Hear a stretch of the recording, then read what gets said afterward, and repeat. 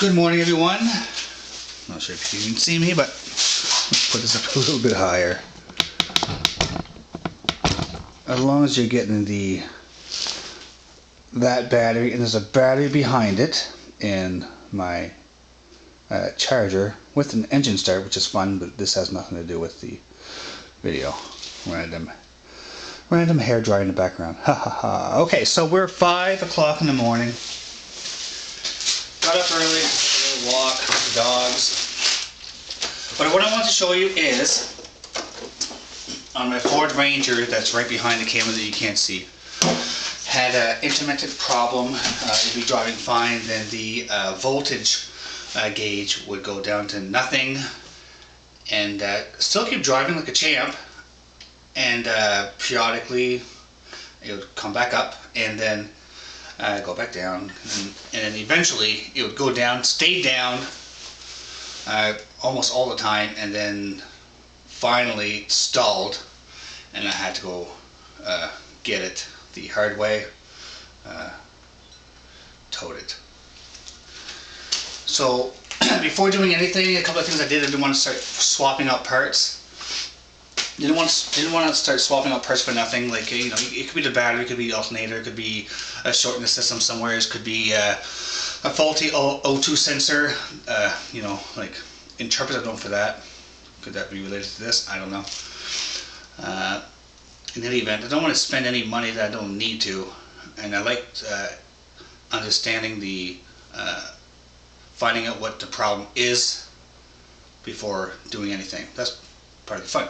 So this right here was the battery. Now it's probably not going to do it. It doesn't really matter, but you just gotta trust me.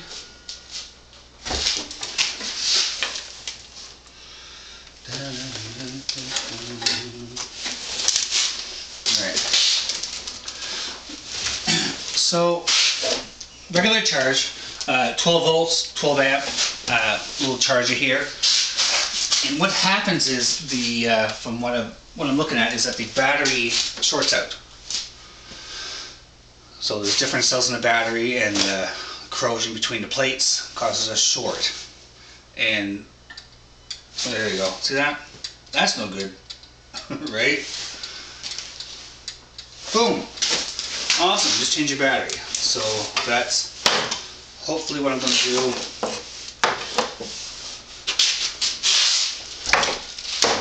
So, but if you check your battery with a voltmeter, right? And you can tell, you saw right there, it's shorting right out under a charge. So it's on 20 volts. Look at that, 12.91 volts. It'll drain to probably 12.6 where it should be. This has not been on a charge, and a good battery, fully charged, is at 12.6, between 0.5 and 0.6. So when a battery overcharges like this, it's because it's going to short out. Like there's voltage, but there's no amperage, right? So there you have it. Don't bother. Like, don't go out and like start swapping out. Oh my God, truck died. You know, and this one here, it wasn't rain related that I could tell. So I tried to. I kept an eye on the volt gauge in the dash, but like, you know, like don't just like swap it. Oh, I'll change the alternator. Change the battery, and could have been the O2 sensor, you know what I mean, for all that, right? For that, usually I can live with a check engine light and just unhook the O2 sensor, because those are really hard to get out. Needs a torch to heat up the manifold. But anyways, so there you have it. If a battery does that, and this has been on the charge for a while, it really has, like for a good about an hour really before it gets to that point.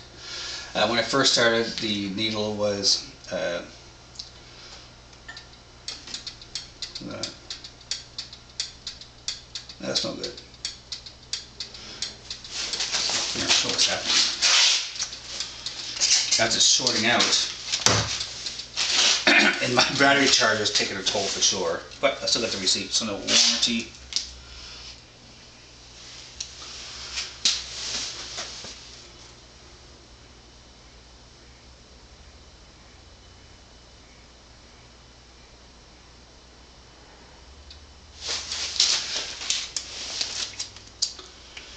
So every time the light turns green on that, right, 15 volts, that's great. That's great. Gotta love that. So just shots at 15 volts. Just quick burst, just enough to like force everything out in your car, right? Anyways, done with this battery. Done with it!